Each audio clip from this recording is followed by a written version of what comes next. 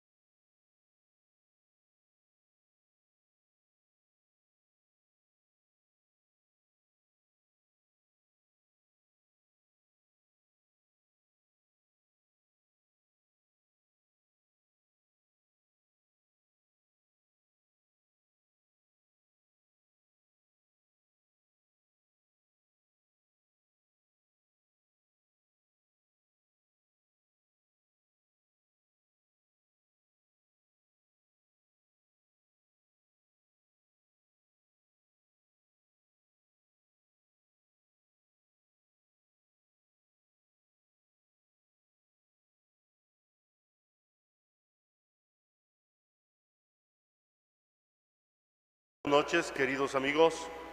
Sean ustedes cordialmente bienvenidos a esta comunidad parroquial de Nuestra Señora de Zapopan Estadio, que con el Consejo 3552, Fray Antonio Alcalde, realiza estas noches de lector. Son conferencias que nos ayudan y nos van ilustrando en algunos temas de la vida social, de la vida cotidiana, y que nos ayudan a estar atentos y despiertos para que no nos sorprendan por ahí algunas circunstancias que no conocíamos. El día de hoy nos acompaña el licenciado Guillermo Aguilar. Bienvenido. Muchas gracias, padre. Es abogado fiscalista y viene a hablarnos precisamente sobre la Ley Nacional de Extinción de Dominio. Para mí es algo completamente ajeno a mi vida y yo pienso que también para muchos de ustedes es algo completamente desconocido. Y él viene precisamente para que vayamos viendo algunos puntos finos de esta ley con un enfoque en la reforma penal fiscal y que a muchos de nosotros nos interesa por la cuestión de nuestros gastos, de nuestras finanzas, de empresas y que incluso de las parroquias tenemos que estar atentos. Muchas gracias por su compañía, bienvenido nuevamente y estamos para servirle. Gracias por su compañía. Gracias por el recibimiento, padre. Pues buenas tardes a todos. En primer lugar, un agradecimiento al Padre, un agradecimiento al Templo de Nuestra Señora de Zapopan. Un gusto estar aquí. Yo soy zapopano también. Y qué bueno que se dan la oportunidad de este tipo de charlas, de este tipo de comentarios en materia fiscal, que es un tema novedoso, pudiéramos decirlo. Ahorita lo vamos a platicar. Es una ley que ya data de agosto del año pasado, agosto del 2019.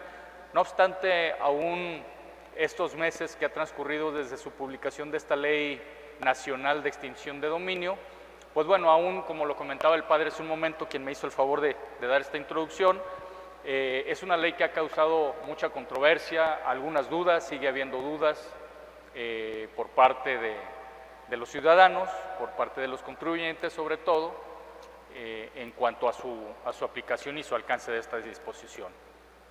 Comentábamos la posibilidad de dejar la sesión de preguntas al final para hacer esto un poquito más dinámico, más ágil, y al final dejamos unos minutos de sesión de preguntas y respuestas, si ustedes así me lo permiten. También agradecerles por ahí que me hagan una señita cuando sea el tiempo. Normalmente empieza uno nervioso, pero yo ya cuando agarro vuelo ya no hay quien me pare.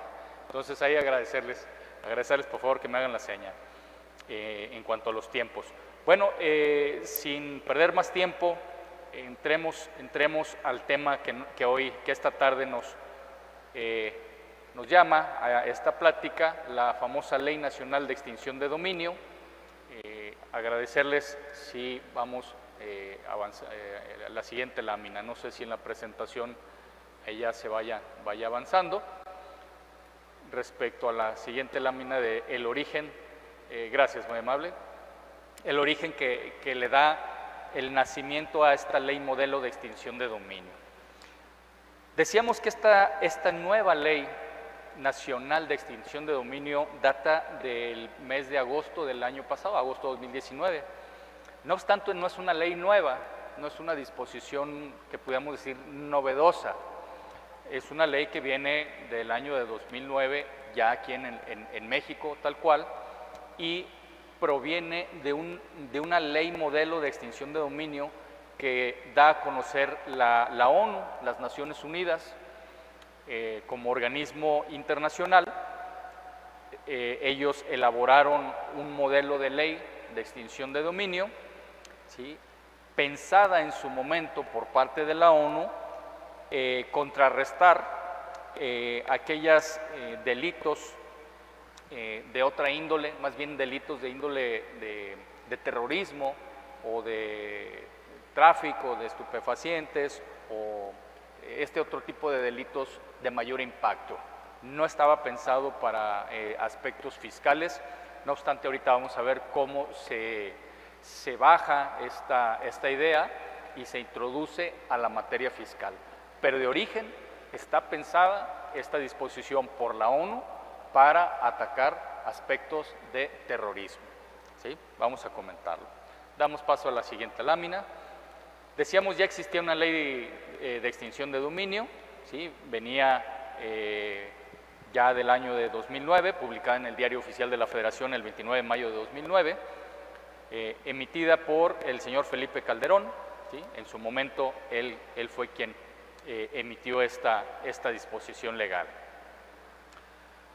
Pasamos a la siguiente lámina, ordenamientos legales reformados en el año de 2019.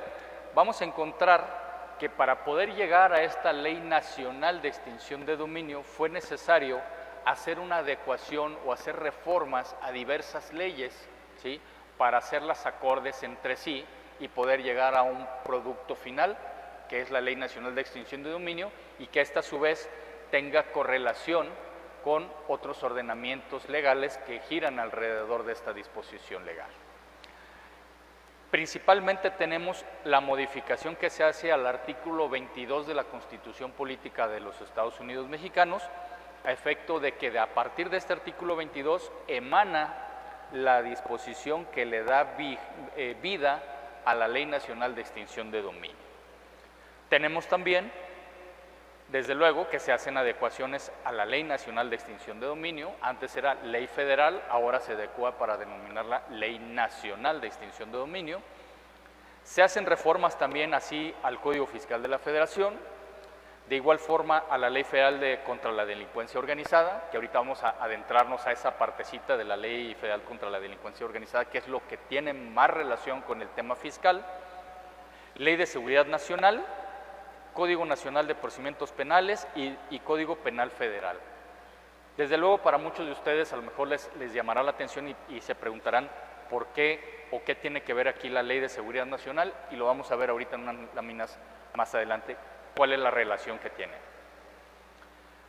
Pasamos a la siguiente lámina. También hay algunos otros ordenamientos que tuvieron que ser adecuados respecto a la Ley General de Responsabilidades Administrativas, la Ley de Amparo, Ley Federal para Administración y Enajenación de Bienes, la Ley de Concursos Mercantiles, Ley Orgánica de la Administración Pública Federal.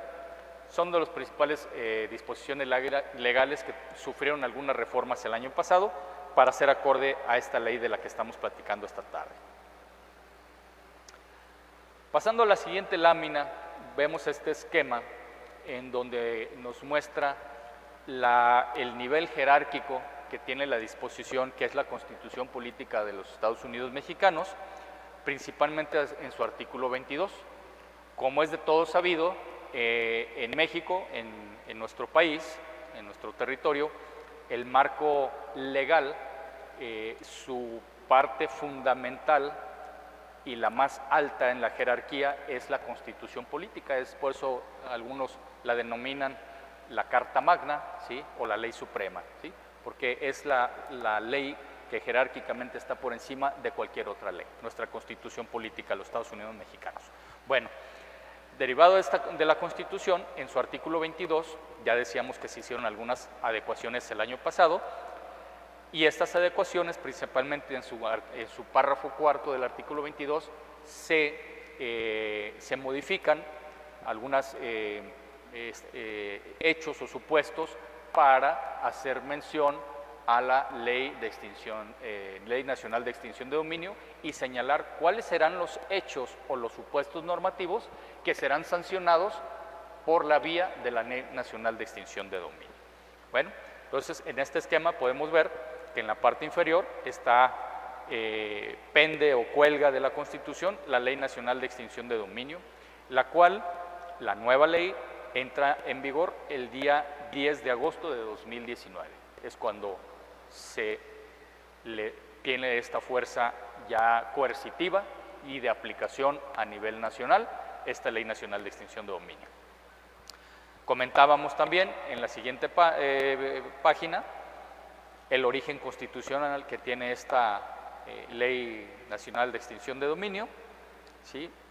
Y como referencia nada más señalamos que se reformó el artículo 22 de la Constitución en su párrafo cuarto, publicado en el Diario Oficial el 14 de marzo de 2019. Es decir, desde marzo ya del año pasado ya se venían haciendo las adecuaciones correspondientes para poder llegar a la publicación y vigencia de la Ley Nacional de Extinción de Dominio.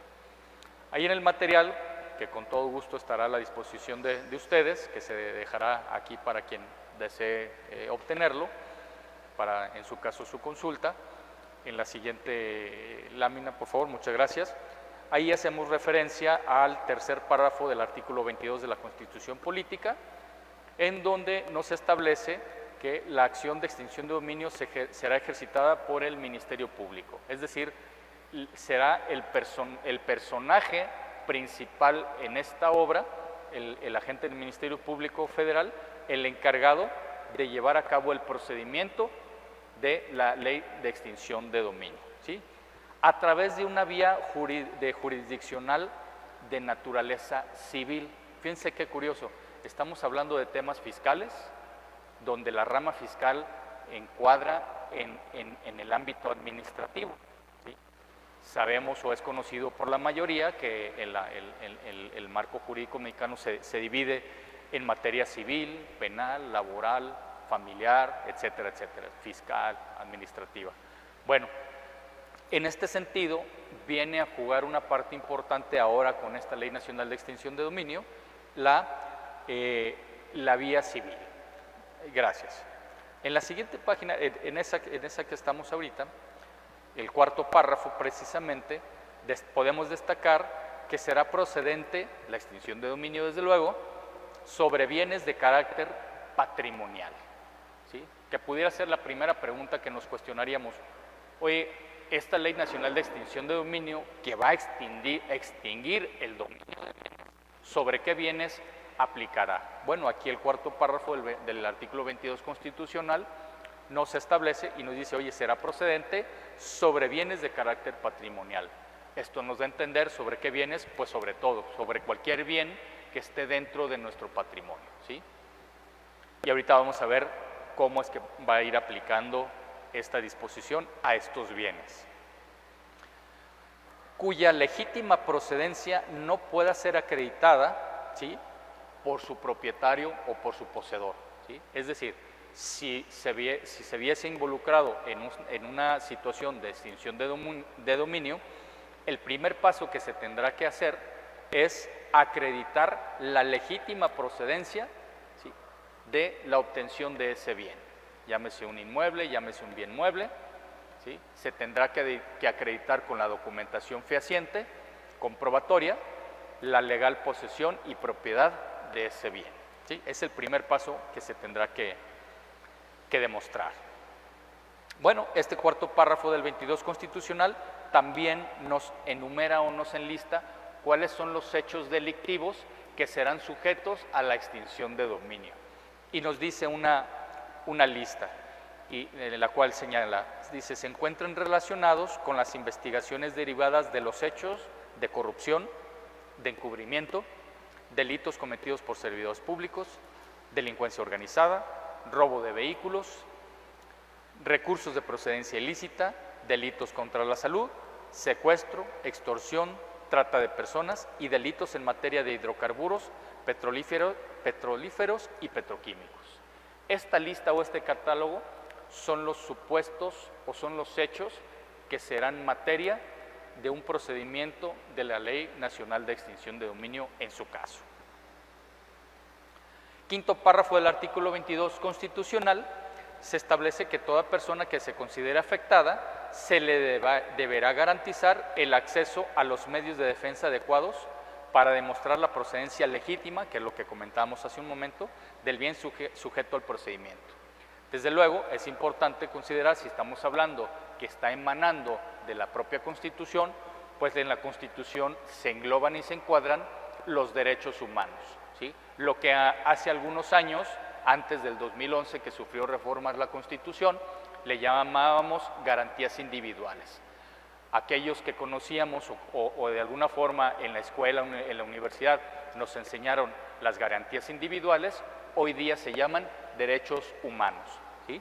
Entonces, al estar protegidos nuestros derechos humanos en la Constitución, evidentemente la propia Constitución debe de vigilar que exista un debido proceso para aquellas personas que sean sujetas de la Ley Nacional de Extinción de Dominio, que sean sujetas a un procedimiento de esta ley. Se les deberán garantizar sus derechos humanos, principalmente respecto al debido proceso y al ser escuchados, ¿sí? Dentro de un debido proceso, ¿sí? Para su legítima defensa. Muy bien. Dando paso a la Ley Nacional de Extinción de Dominio, hasta aquí ya dejamos de lado lo que viene siendo la parte constitucional, ahora bajamos a la Ley Nacional de Extinción de Dominio, la cual fue publicada como antecedente el día 9 de agosto de 2019, entrando en vigor el sábado 10 de agosto de 2019. Pasando a la siguiente página, hacemos referencia a 3 puntos que es muy importante dejar muy en claro respecto de la existencia de 3 figuras que se parecen, pero no son lo mismo, ¿sí? Es decir, tenemos 3 figuras. Una, que es el embargo, que la mayoría de todos conocemos, que es un embargo, ¿sí? Pero no es lo mismo a la extinción de dominio. Tenemos otra figura que es el decomiso, ¿sí? Que tampoco es igual a la extinción de dominio, aunque se parecen, pero tienen unos procedimientos distintos. Y como tercer punto tenemos precisamente la extinción de dominio. El embargo, en materia fiscal, lo podemos encontrar como una disposición en el Código Fiscal de la Federación. Ahí vamos a encontrar que es un embargo para efectos fiscales. Hay un procedimiento para llevar a cabo el embargo, o comúnmente llamado PAE, o procedimiento administrativo de ejecución. Respecto del decomiso, que es una figura distinta, lo vamos a encontrar como un delito en el artículo 40 del Código Penal Federal, ¿sí? Ahí es una figura muy distinta. Y la extinción de dominio, pues es la materia de la que estamos platicando esta tarde, que es una ley específica para la extinción de dominio. Entonces, hacer esa aclaración, que aunque se parecen, son 3 figuras distintas. Importante respecto de los artículos transitorios de esta Ley Nacional de Extinción de Dominio. Pareciera que la redacción de estos transitorios nos pueden llevar a entender o a interpretar que, no obstante, estando ya al día de hoy bajo la vigencia que entró esta ley en agosto del 2019, hay quien pudiera decir, bueno, si el delito fue cometido anterior al mes de agosto de 2019, es decir, hacia atrás de esta fecha, no me aplica esta disposición legal. Bueno, ojo, mucho cuidado, porque de la interpretación y de la lectura de estos artículos transitorios se puede entender que al ser un procedimiento, ¿sí? Una ley de procedimiento, una ley adjetiva, ¿sí?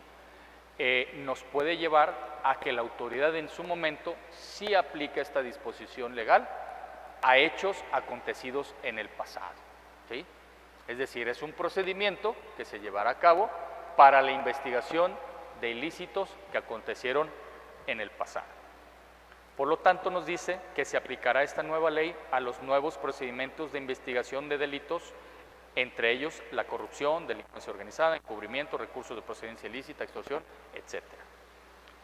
El sexto transitorio de esta ley de la que estamos platicando establece que el presente decreto será aplicable a los procedimientos de preparación de la acción de extinción de dominio que se inicien a partir de su entrada en vigor, con independencia de que los supuestos para su procedencia hayan acontecido o sucedido con anterioridad.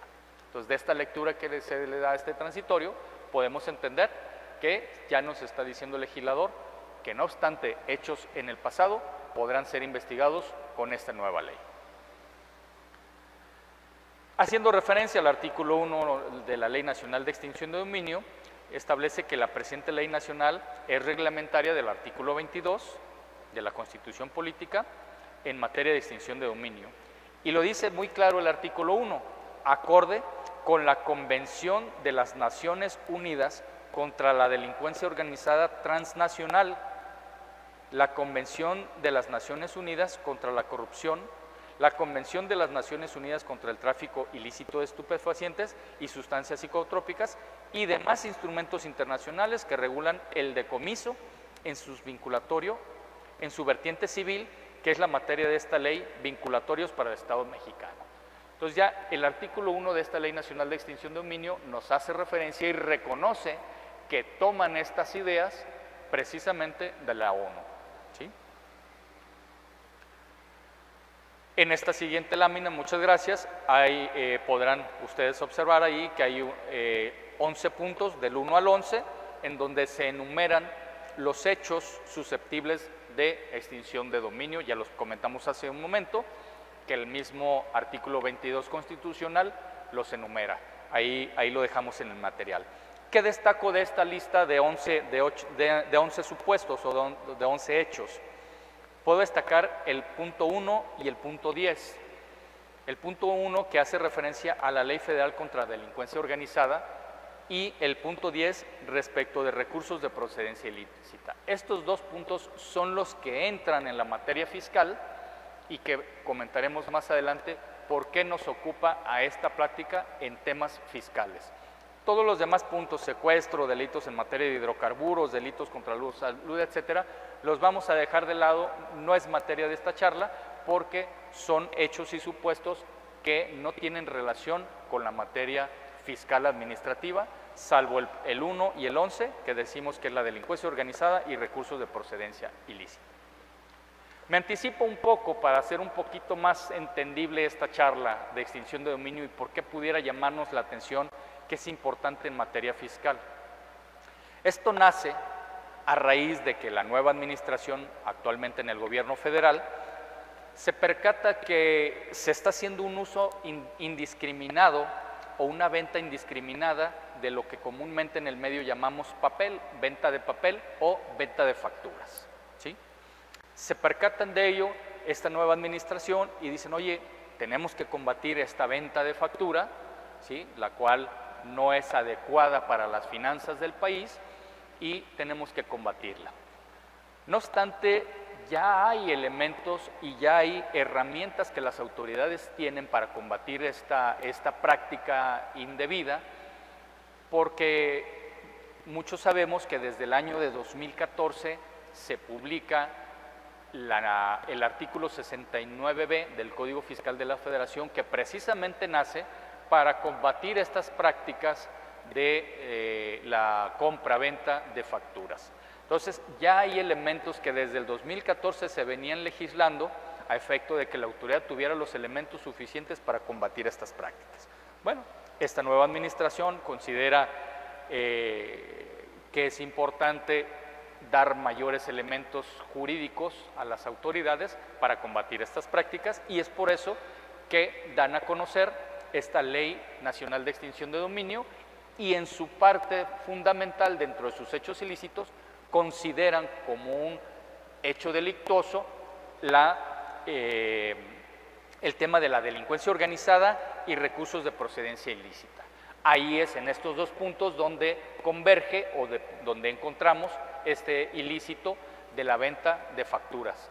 Por eso es que cobra importancia en la materia fiscal, ¿sí?, que esta práctica indebida encaja en la delincuencia organizada y encaja en los recursos de procedencia ilícita.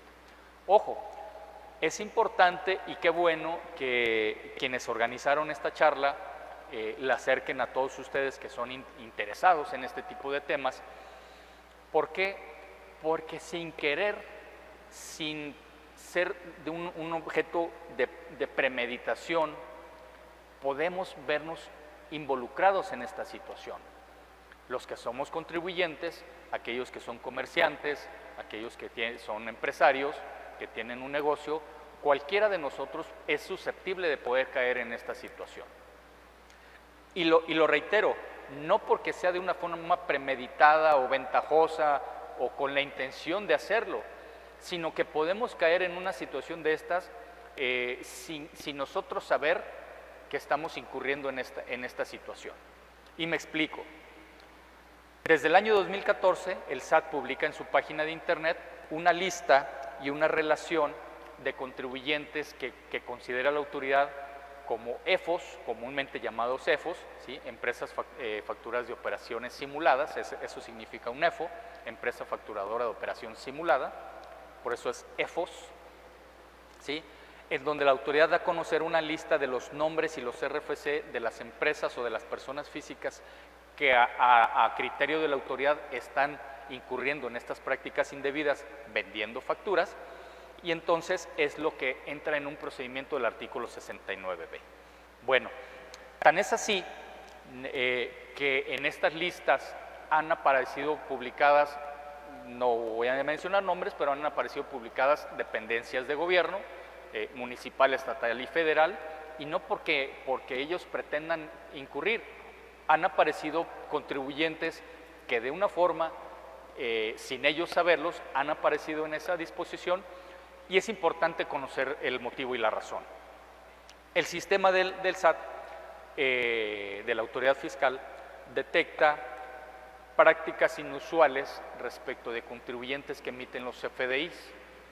El CFDI es una forma muy fácil de rastrear porque, como todos sabemos, a la mayoría sabemos, es que a partir de hace algunos años atrás, inclusive en específico desde 2014, se vuelve obligatorio para todos expedir comprobantes fiscales digitales por internet. Bueno,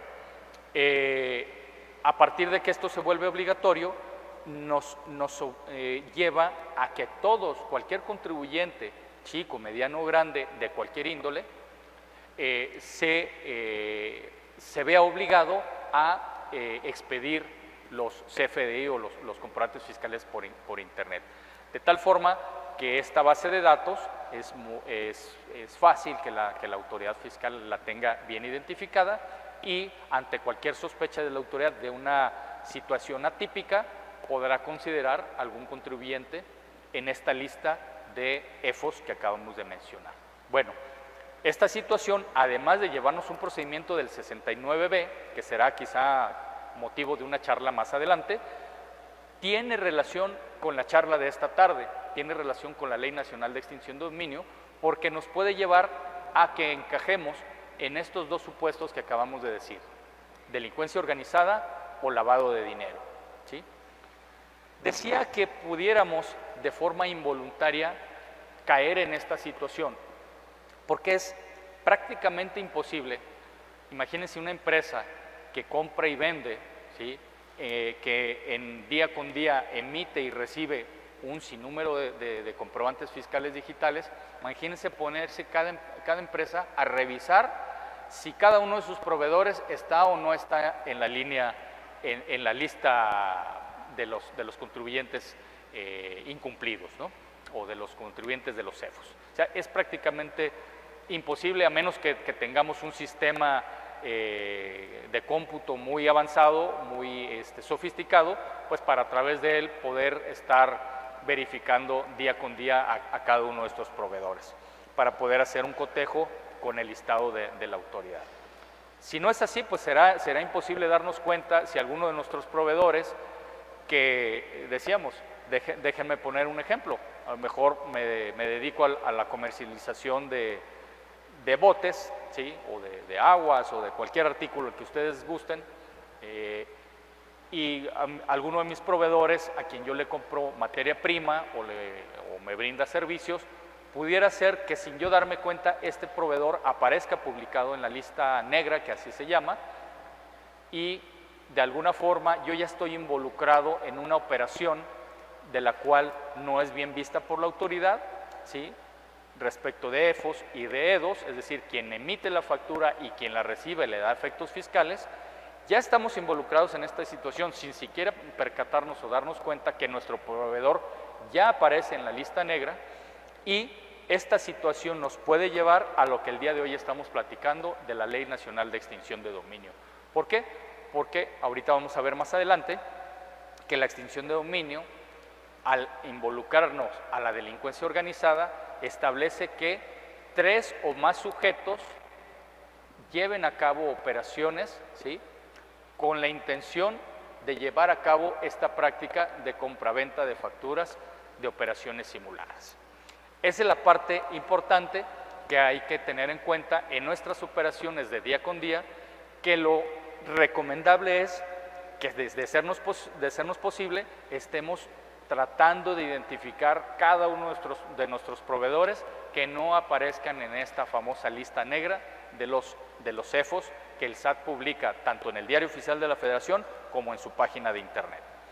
Entonces, esa es una parte fundamental que hay que tener cuidado para cuidar nuestra práctica fiscal respecto de este punto en específico del que estamos comentando. Entonces, como recomendación, primer punto es tratar de verificar cada uno de nuestros proveedores que no aparezcan en estas listas negras. Bueno, el artículo 3 de la extinción de dominio nos establece que la extinción de dominio es la pérdida de los derechos que tenga una persona en relación con los bienes a que se refiere la presente ley, ¿sí? Ya comentamos cuáles bienes que sean de la materia patrimonial. El artículo 8 de la Ley de Extinción de Dominio dice que la acción de extinción de dominio se ejercitará a través de un proceso jurisdiccional de naturaleza civil. También ya comentamos que este procedimiento va a correr en la vía civil. Interesante este punto porque vamos a encontrar 3 caminos o 3 vías judiciales o 3 vías en este aspecto. Podemos encontrarnos en la vía administrativa, porque es donde la autoridad va a ejercer sus facultades de comprobación, en la vía administrativa. Si el contribuyente se ve en la necesidad de defender sus derechos, tendrá que acudir al juicio de nulidad ante el Tribunal Federal de Justicia Administrativa, que sigue siendo una vía jurisdiccional administrativa. Pero a la par puede abrirse un camino que será el procedimiento penal, si es que la autoridad así lo considera, ¿sí?, judicializarlo a través de un procedimiento penal, porque considere la autoridad que se está frente a alguno de estos 2 elementos, delincuencia organizada y lavado de dinero, y la autoridad dará parte a la autoridad judicial y se abrirá un procedimiento penal. Pero el tema que nos ocupa esta tarde, que es precisamente la extinción de dominio, se corre por una vía paralela a estas otras 2, que es en la vía civil.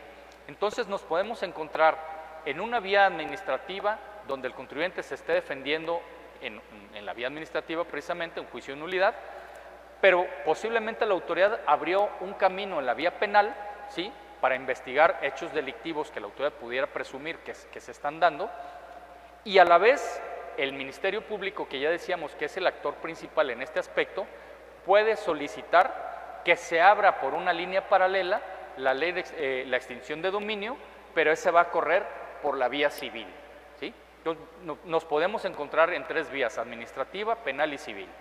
Ojo importante, y me anticipo a este comentario, nada tendrá que ver, aunque parece que sí dependen uno de otro, pero nada tendrá que ver si resulta la persona absuelta del proceso penal. Si al término del juicio penal la persona queda absuelta porque no se logró acreditar o demostrar su culpabilidad, ¿sí?, es decir, siempre permaneció su presunción de inocencia en la vía penal y queda absuelto por el juez, eso nada tendrá que ver en la vía civil. Quizá podrá servir como un indicio para demostrarle al juez en la materia civil, en la extinción de dominio, que en la parte penal quedó absuelto. Pero ojo, eso no nos libera de que la vía civil de extinción de dominio va a seguir su curso normal independiente de la vía penal y la vía administrativa en el juicio de nulidad. Entonces, mucho cuidado, porque son 3 vías que en su caso el contribuyente tendrá que atender adecuadamente en los plazos y en los tiempos que así amerite cada uno de los procedimientos. Bueno, lo que hace la vía civil es precisamente llevar a cabo todos los procedimientos que establece la Ley Nacional de Extinción de Dominio, y si me ayudan, hacemos paso a la siguiente lámina en donde está ese esquema precisamente, muchas gracias, donde me va a ayudar a de forma gráfica y de forma visual entender esto que estoy comentando, que son 2 vías, la civil y la penal. Evidentemente, para poder llegar a la vía civil, será necesaria que se abra primero la puerta en la vía penal. No se puede abrir la vía civil, es decir, no se puede abrir la vía jurisdiccional de la extinción de dominio sin que previamente exista presunción de algún delito en la vía penal. Entonces, ¿qué es lo que abre la puerta para la extinción de dominio? Que exista un delito que sea señalado por la autoridad ante la autoridad judicial en la vía penal. Una vez abierto esta puerta y que va a seguir su proceso y su camino, el Ministerio Público tendrá la facultad de decidir si se abre paralelamente el procedimiento en la vía civil para la extinción de dominio. ¿Qué tendrá que concurrir para poder el Ministerio Público abrir esta segunda puerta de extinción de dominio en la vía civil? Tendrán que concurrir varios elementos, principalmente 2. Que existan hechos delictivos en la vía penal que se identifiquen como delincuencia organizada y como lavado de dinero, cualquiera de estos 2, para poder darle pie al Ministerio Público que abra la investigación en la vía civil. Y además de demostrarse que existen hechos ilícitos en estos 2 caminos, delincuencia organizada y lavado de dinero, evidentemente tendrá que darse la existencia de bienes patrimoniales para que pueda concurrir la extinción de dominio. Evidentemente, si hay hechos delictivos, delincuencia organizada o lavado de dinero, pero no hay bienes susceptibles de extinción de dominio, pues evidentemente pues no hay nada que hacer en la vía de extinción de dominio porque no hay bienes, ¿no? Evidentemente, como abrimos, sería un absurdo, ¿no? Oye, vamos a extinguir el dominio de bienes. Sí, ¿cuáles bienes? Pues no hay. Bueno, pues no abras esa vía, ¿no? Evidentemente. Entonces, estos son los 2 principales supuestos que deben de darse para que el MP, si así lo considera pertinente, abra la vía civil en la extinción de dominio, que existan los hechos ilícitos que así lo permitan y que existan bienes susceptibles a la extinción de dominios. ¿Qué tipo de bienes? Pues ya dijimos, cualquiera que sea patrimonial, inmuebles, muebles, inventarios, dinero, cuentas bancarias, etcétera. Cualquier bien sujeto al patrimonio será sujeto a la extinción de dominio. Bueno, esta lámina ya la comentábamos, y ahí en la parte donde dice hechos es donde tendrá que darse el hecho donde establece el artículo 22 constitucional de estos 2 actos delictivos para que se abra la vía penal. Y como elemento adicional para que se pueda abrir la extinción de dominio, tendrá que haber bienes susceptibles de extinguirse de dominio. Bueno, esta siguiente lámina que establece el artículo 9 precisamente es lo que viene a reforzar el comentario que les estoy haciendo.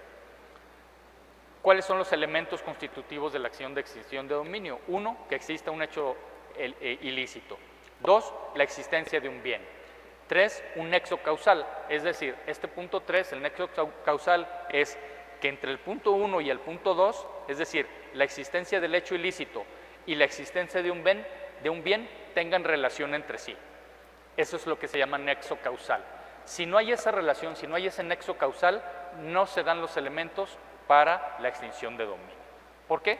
Pueden existir los hechos ilícitos, pero si existen bienes, propiedad del contribuyente sujeto a esta investigación, pero esos bienes no tienen nada que ver con los hechos delictivos, no se da ese nexo causal y no se da la extinción de dominio, que es el elemento principal.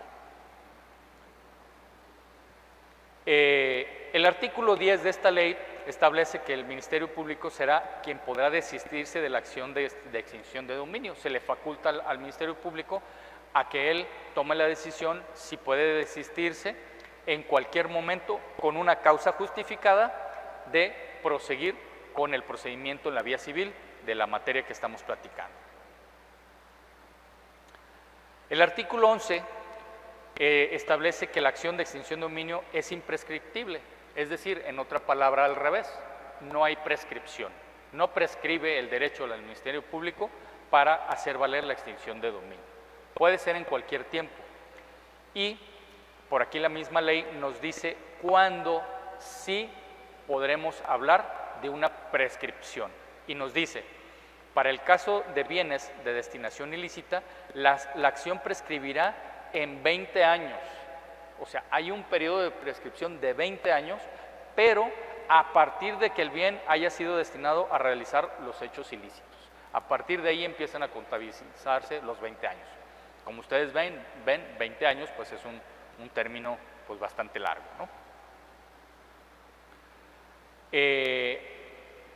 Ojo, la muerte, el artículo 13 de la Ley de Extinción de Dominio establece que la muerte de quien se hubiera encontrado sujeto a una investigación a proceso penal no extingue la acción de extinción de dominio.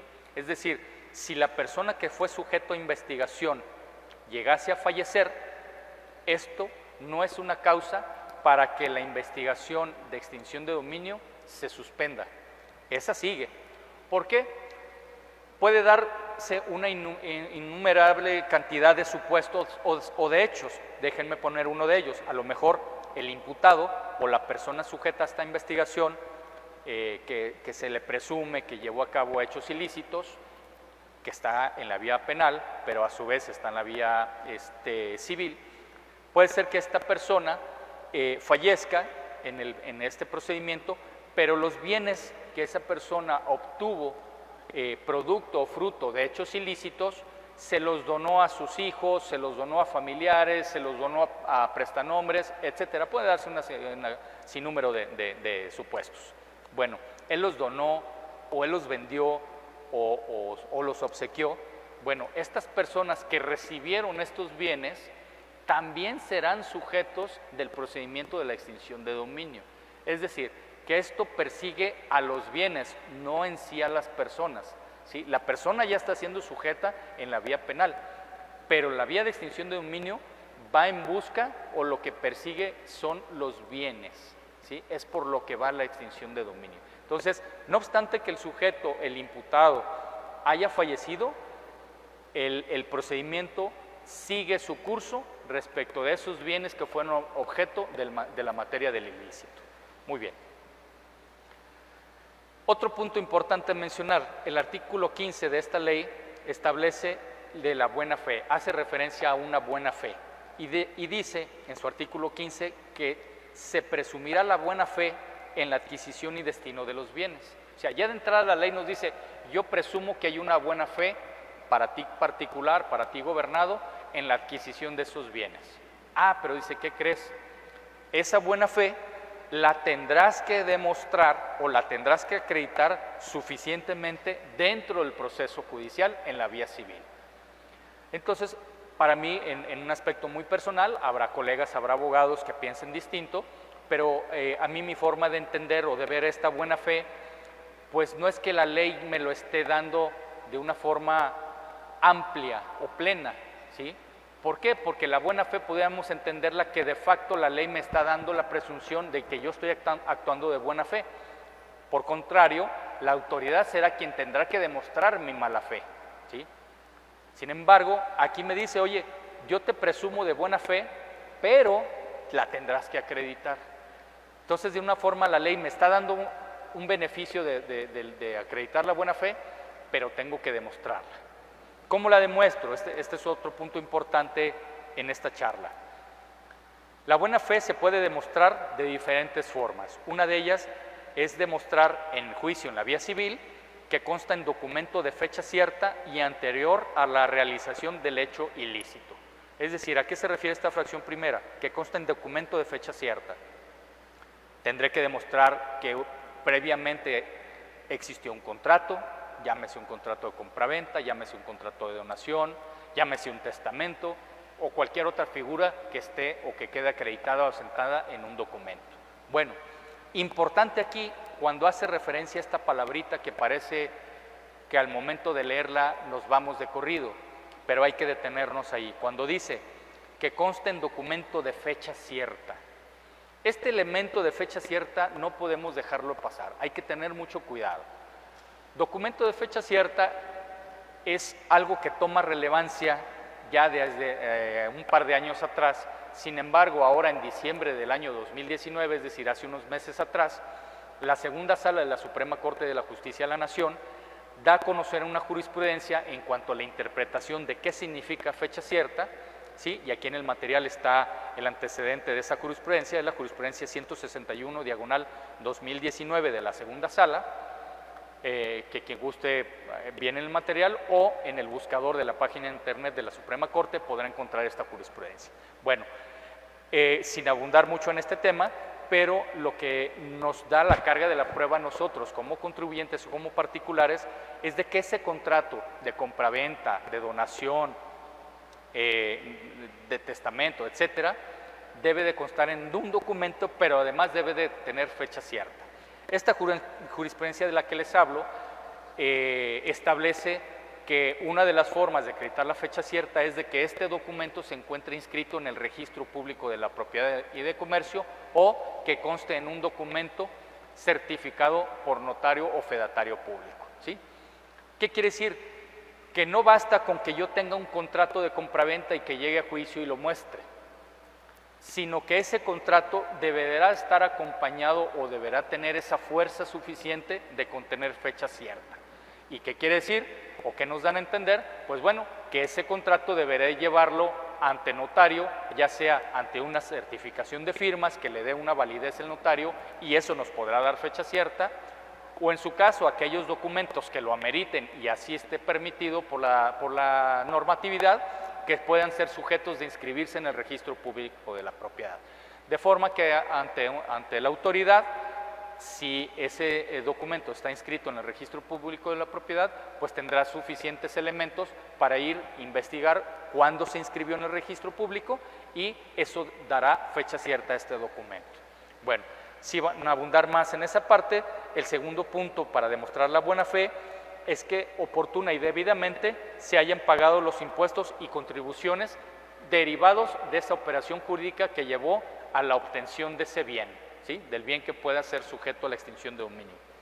Que el bien susceptible de la extinción de dominio fue adquirido de forma lícita y en caso de que se acredite la posesión, que ésta se haya ejercido además el derecho que aduce de forma continua, pública y pacífica.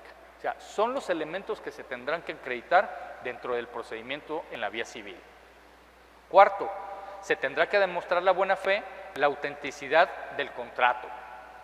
Quinto, el impedimento real que en su caso tuvo el contribuyente afectado para conocer que el bien afectado a la acción de extinción de dominio fue utilizado como instrumento, objeto o producto del hecho ilícito. Es decir, este punto quinto es importante, que el contribuyente que se ve afectado en esta vía pueda demostrar que hubo un impedimento real para que él conociera que el bien sujeto a la extinción de dominio fue utilizado como un objeto o como un instrumento para cometer actos ilícitos, ¿sí? Déjeme pensar, a lo mejor alguna persona física, dueño o propietario de una bodega o de un inmueble, de una casa, de un departamento, en donde se lo renta a terceras personas. Estas personas llevan a cabo hechos ilícitos dentro de esta bodega, dentro de esta casa habitación, dentro de este inmueble. La autoridad tiene conocimiento de estos hechos ilícitos, sorprende a los delincuentes dentro de estos inmuebles y la autoridad, desde luego, va a detener a las personas que están llevando a cabo estos hechos ilícitos, pero además podrá la autoridad señalar estos inmuebles como objeto de hechos ilícitos y podrán ser susceptibles a la extinción de dominio, que es lo que comentaba yo hace unos minutos atrás, que sin querer el dueño del inmueble puede verse afectado de esta Ley Nacional de Extinción de Dominio sin siquiera él saber o sin siquiera haber cometido un hecho ilícito, ¿no? Simplemente porque él arrendó o prestó a terceras personas un inmueble y ese inmueble fue utilizado para llevar a cabo hechos ilícitos o actos ilícitos, puede ser sujeto a este bien a que le sea extinguida su posesión o su dominio. Ahí en el material les dejo una jurisprudencia, ¿sí? Ahí está la jurisprudencia para quien quiera consultarla. Y esto hasta aquí es una parte, un resumen, por obvias razones en materia de tiempo, que nos vemos acotados a extendernos mucho en esta ley de extinción de dominio. Lo que traté fue de platicarles en esta charla los puntos principales que hay que tener cuidado, o los puntos principales en lo que consta esta Ley Nacional de Extinción de Dominio, ¿sí? Ahora bien, la Ley Nacional de Extinción de Dominio no viene sola, viene acompañada de otras disposiciones que aquí en su material, si me ayudan a pasar a la siguiente lámina, una más por favor, una más a donde dice otras disposiciones, esa mera, ¿sí? Viene acompañada de otras disposiciones que es lo que le llamamos el paquete penal fiscal, que nace en noviembre del año pasado, de 2019, y que forma parte integral de este conjunto de disposiciones como es la Ley de Extinción de Dominio. Vamos a platicar brevemente de cuáles son estas disposiciones. Pasamos a la siguiente lámina, por favor. Una más, por favor. En esta gráfica, ya entrando a la recta final de esta charla, podemos encontrar que en la parte superior está la Constitución Política, que ya comentábamos su jerarquía. Inmediatamente abajo tenemos a la Ley Nacional de Extinción de Dominio, ya platicamos algunos de sus artículos principales, ya platicamos sus afectaciones que puede haber a los contribuyentes, ya platicamos cuáles son los dos hechos ilícitos en los cuales podemos encontrarnos en una disposición fiscal, ¿sí? Y las leyes complementarias que giran alrededor de esto. Tenemos la ley PEORPI, que es la que le llamamos la ley de lavado de dinero, tenemos la ley de delincuencia organizada, tenemos el Código Penal Federal, tenemos el Código Fiscal de la Federación, el Código Nacional de Procedimientos Penales y la Ley de Seguridad Nacional. Estas son las leyes que tenemos alrededor. El tiempo se nos agota, voy a ser muy breve en comentar cada una de estas disposiciones. Les pediré que si me ayudan a pasarnos hasta la lámina de... Quiero hacer un comentario que considero importante, donde dice no es acorde con el nuevo sistema penal acusatorio. Más adelante, ajá, no es acorde con el nuevo sistema penal acusatorio. Aquí hago un comentario nada más. A un título muy personal, ¿sí? Una interpretación de su servidor, creo que esta disposición de la que estamos hablando y de las disposiciones que giran alrededor de ella no son de alguna forma acorde respecto de la intención o de la filosofía o de la teoría de este nuevo sistema penal acusatorio. Tenemos que el nuevo sistema penal acusatorio nace a raíz de que se dan cuenta las autoridades y todas estas instituciones, derechos humanos y todas estas instituciones que giran alrededor de este tema, que las penitenciarías están sobrepobladas, que hay excesivamente personas dentro de estos lugares donde están compurgando algunas penas de forma que pudiese haberse llevado a cabo un acuerdo de voluntades sin tener que llegar a la privación de la libertad de la persona. ¿Y a qué me refiero? Es lo que ahora llamamos la parte de que las contrapartes, sí, la parte afectada y la parte señalada, lleguen a un acuerdo reparatorio entre ellos, y si el juez dice, a ver, primero ustedes arréglense como partes. Si el afectado está de acuerdo con que le reparen el daño, así me lo hará saber. Señores, ustedes dos ya se arreglaron, váyanse a su casa, que les vaya muy bien, y no hay necesidad de meter gente a estos lugares y sobrepoblarlos. Esa es una de las principales funciones de este nuevo sistema acusatorio, ¿no? Penal acusatorio. Bueno, si esta es la intención de que no estén sobrepoblados y que entre las partes lleguen a un arreglo, pues yo creo que aquí en materia fiscal debería de acontecer algo similar.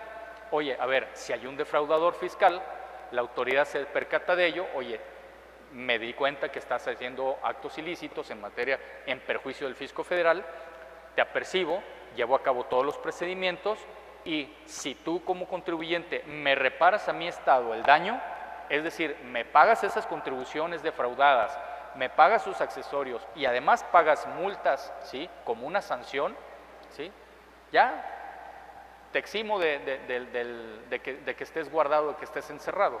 Y cierro este comentario con lo siguiente: a la sociedad, a todos como sociedad, ¿qué nos es más conveniente?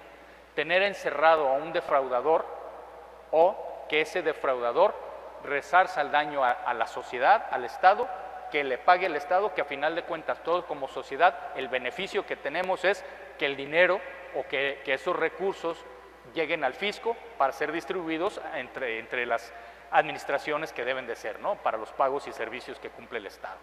Oye, ¿a mí de qué me sirve que esta persona esté guardada? Prefiero mejor que repare el daño y que esos recursos lleguen a las arcas del erario. Bueno, con eso cierro el comentario.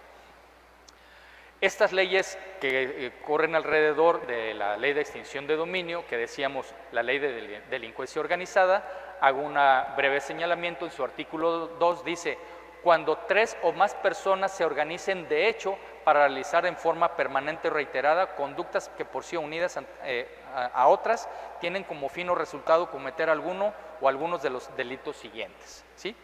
Y ya hace referencia a los delitos del Código Fiscal de la Federación respecto de los artículos 102, 105 y 108 del Código Fiscal de la Federación, que son defraudación fiscal, que son la venta de comprobantes fiscales, ¿sí?, y quien adquiera el comprobante fiscal. Por eso es que llevan esta figura a la delincuencia organizada, porque la autoridad presume que no nada más son 2, presume que son 3 o más personas los involucrados para llevar a cabo operaciones de compra y venta de facturas. Quien la vende, quien la compra, y siempre normalmente dice la autoridad o presume la autoridad que hay un intermediario. Por eso que considera la autoridad que estas 3 personas ya forman parte de una delincuencia organizada, ¿sí? Bueno, como punto fundamental les decía al principio de la charla cuando mencioné Ley de Seguridad Nacional, y que muchos seguramente en ya las preguntas que vamos a entrar en este momento, habrá una pregunta que me dirán: oye, ¿y qué tiene que ver aquí la Ley de Seguridad Nacional? Bueno, la Ley de Seguridad Nacional se involucra porque precisamente la Ley de Seguridad Nacional lo que protege es a la nación, al Estado, al país, y está permitido que por ciertos actos terroristas se le faculta a las autoridades o a diferentes dependencias a que puedan hacer investigaciones en líneas telefónicas, en los correos electrónicos, en los mensajes de WhatsApp, en los mensajes normales de celular, y todo aquello que sea tecnología, que haya forma de rastrear, se le permite a la autoridad ingresar o indagar o investigar, ¿sí?, por ser considerado un aspecto de importancia de seguridad nacional. ¿Qué se hace? Que este aspecto en materia fiscal se le asimila a un aspecto de terrorismo y se le dota a la autoridad facultades a través de la Ley de Seguridad Nacional para que, si así lo considera pertinente, pueda llevar a cabo la intromisión a las comunicaciones en cualquiera de estas vías que acabamos de comentar, ¿sí? Por eso es que entra o forma parte de este juego o de este rompecabezas la Ley de Seguridad Nacional. Bueno, como punto final, y no dejando de destacar que esto está enfocado a la venta o la compra-venta de comprobantes fiscales, de facturas. Esto está muy enfocado a esos aspectos, a esos temas, ¿sí? Punto importante también a comentar: en esta disposición del Código Nacional de Procedimientos Penales, si bien es cierto, está penado, está sancionado estas prácticas de compra-venta de facturas, tiene un límite que empieza a partir de aproximadamente 9 millones de pesos. Es decir, que esta disposición dice: oye, será un delito la expedición, venta, enajenación o compra, adquisición de comprobantes fiscales que amparen operaciones simuladas, falsas o inexistentes, exclusivamente cuando las cifras, cantidad o valor de los comprobantes fiscales superen 3 veces lo establecido en la fracción 3 del artículo 108 del Código Fiscal. ¿Qué quiere decir? Que aquí le da un respiro a los pequeños contribuyentes que de alguna forma no dolosa pudieran verse afectados en este aspecto, pero que hubieran recibido un comprobante de algunos de sus proveedores, siempre y cuando no sea superior a alrededor de 9 millones de pesos, lo que viene siendo lo que establece la fracción tercera del artículo 108. ¿Sí? Muy bien. Con esta parte entramos ya a la parte final, y no quiero omitir mencionar que esto no está dirigido nada más a personas físicas como se pudiera pensar. Oye, si estamos hablando de aspectos penales, pues solamente afecta a personas físicas. No, hubo unas reformas que se hicieron al Código Penal Federal hace un par de años, donde también ya las figuras jurídicas, como lo son las personas morales, son sujetos de un procedimiento penal. Evidentemente, al ser la persona moral una ficción jurídica, un intangible, algo que no se ve, no se toca, ¿sí? No se percibe, pero sabemos que existe la persona moral, no se le puede evidentemente privar de su libertad a una persona moral. Pero la sanción que establece el Código Penal es que no se le privará de su libertad a la persona moral, pero sí será sujeta a una extinción, es decir, que se liquide esa sociedad, que se liquide esa persona moral y se extinga. Esa sería la consecuencia en la vía penal que pudiera tener una persona moral. Y sin más retraso respecto del tiempo, damos paso a la sesión de preguntas. Muchas gracias.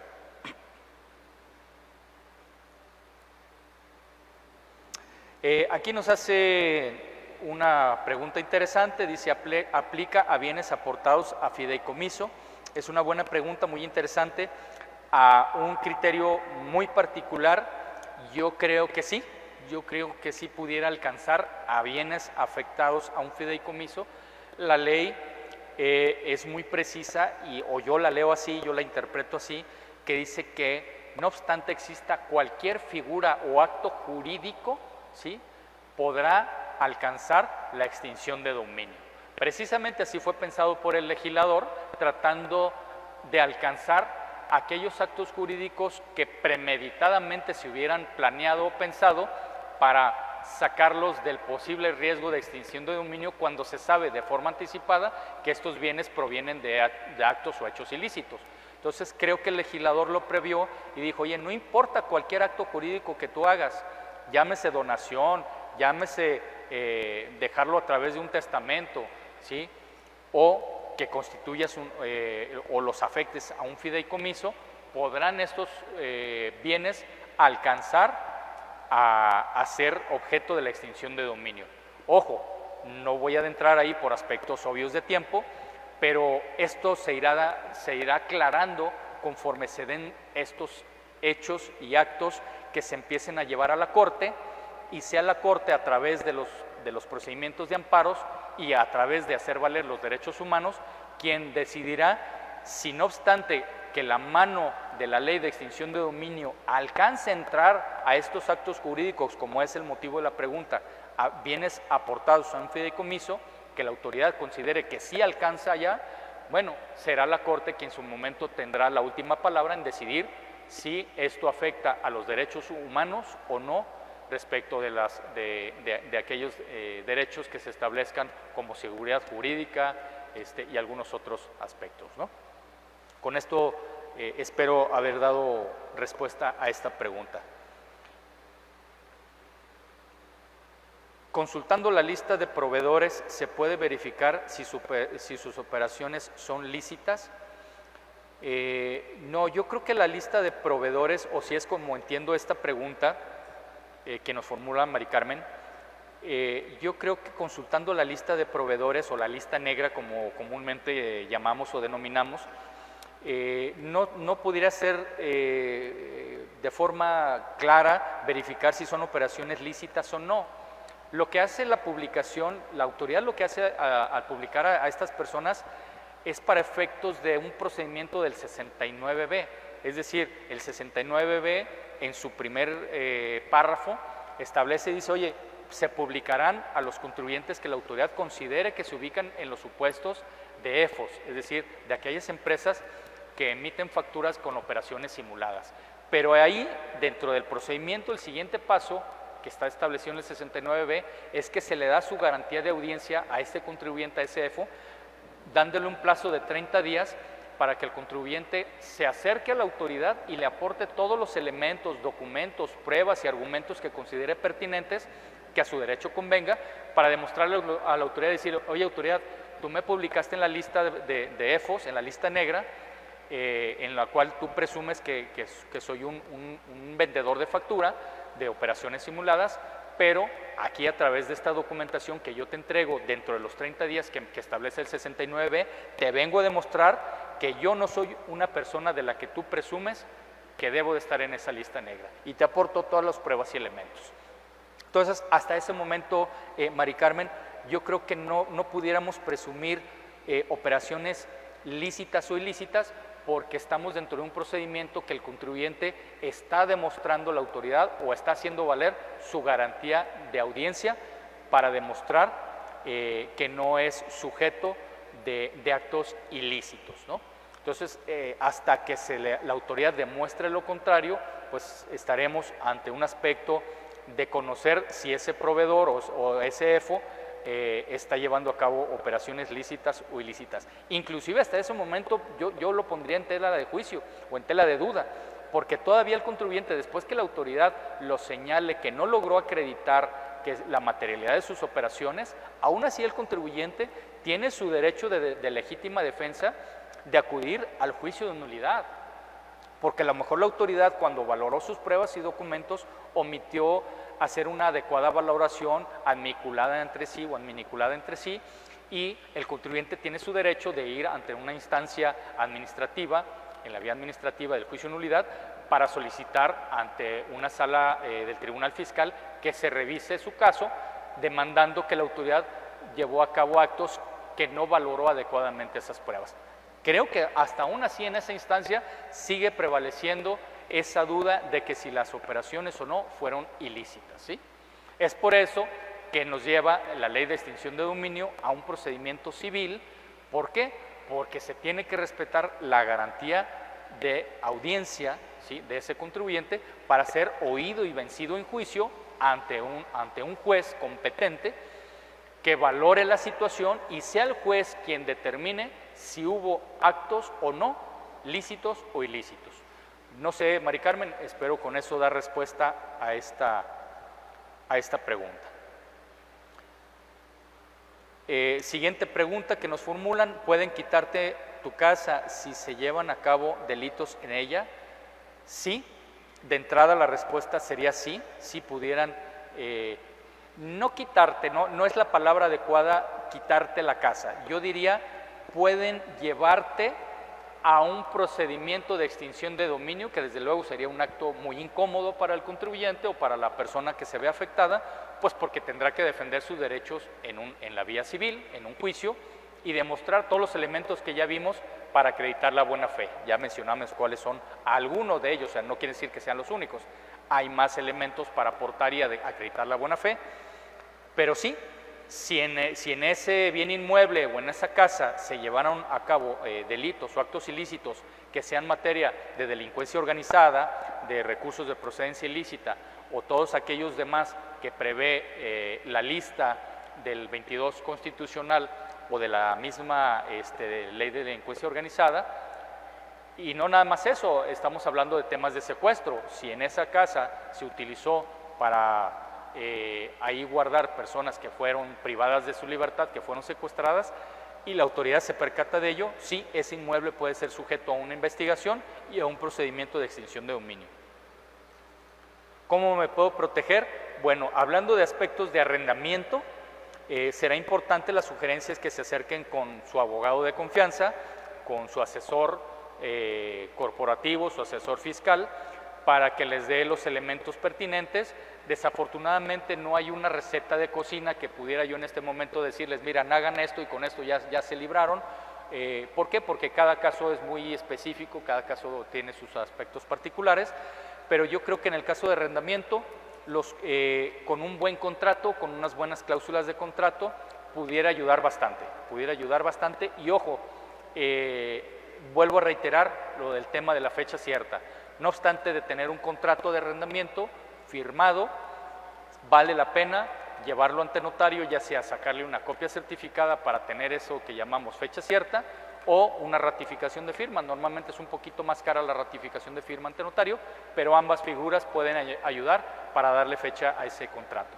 Ahora, aprovechando este momento de que tocamos este aspecto del contrato de arrendamiento, sí sugiero e invito a las personas a que sean muy conscientes, sobre todo a quienes son arrendadores, que tengan contratos bien hechos, contratos elaborados a la medida y a las características del arrendador y del arrendatario. No estoy en contra de que podamos acudir a la papelería y comprar un machote, un formato de contrato de arrendamiento, se puede usar. Sin embargo, es más recomendable que acudan ante un profesional, como viene siendo un abogado, quien haga el contrato a la medida.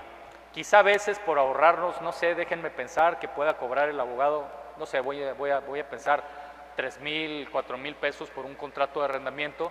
A veces queremos ahorrarnos esa cantidad y por ahorrarnos 3,000 o 4,000 pesos, después nos encontramos en problemas que nos pueden llevar a un detrimento más caro en el patrimonio, por irnos a un juicio de desalojo, porque no teníamos el contrato de arrendamiento, otras situaciones que pueden ser más complejas. Por eso es que recomiendo acérquense con los profesionales en esta materia.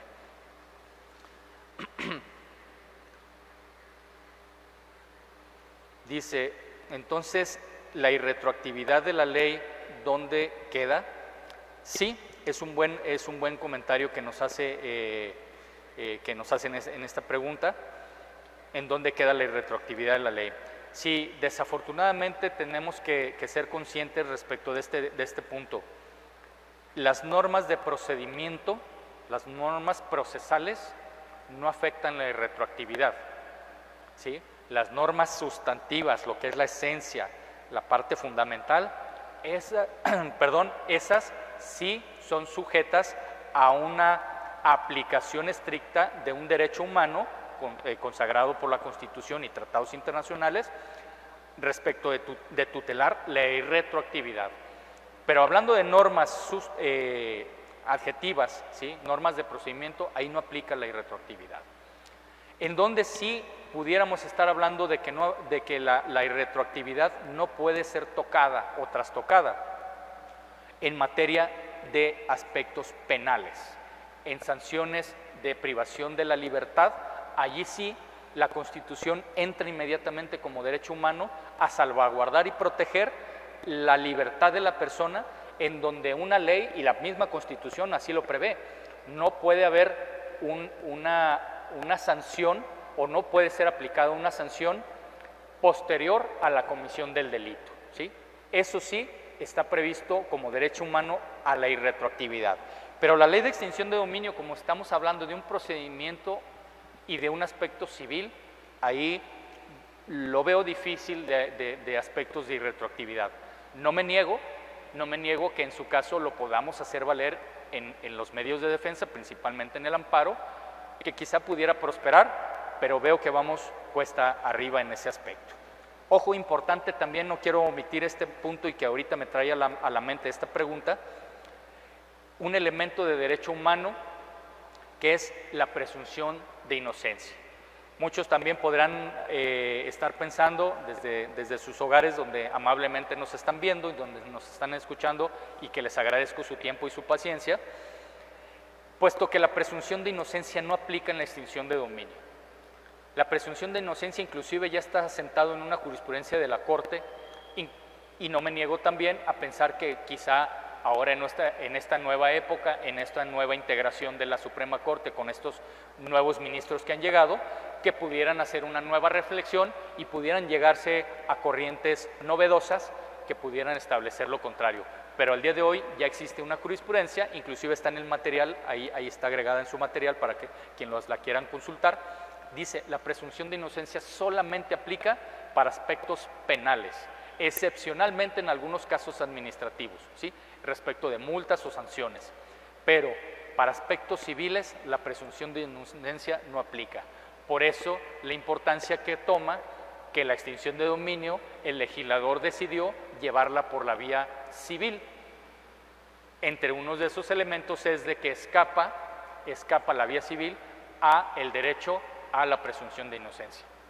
En resumidas cuentas, la presunción de inocencia no aplica en la vía civil para este aspecto de presunción de inocencia. Y lo reitero, no lo digo yo, está plasmado en una jurisprudencia de la Corte. ¿Qué pasa con los terrenos ejidales? Sí, efectivamente, buena pregunta. También en una disposición, en un artículo de la Ley de Extinción de Dominio está previsto que también la extinción de dominio puede alcanzar a terrenos ejidales. Está perfectamente plasmado ahí, en la Ley de Extinción de Dominio.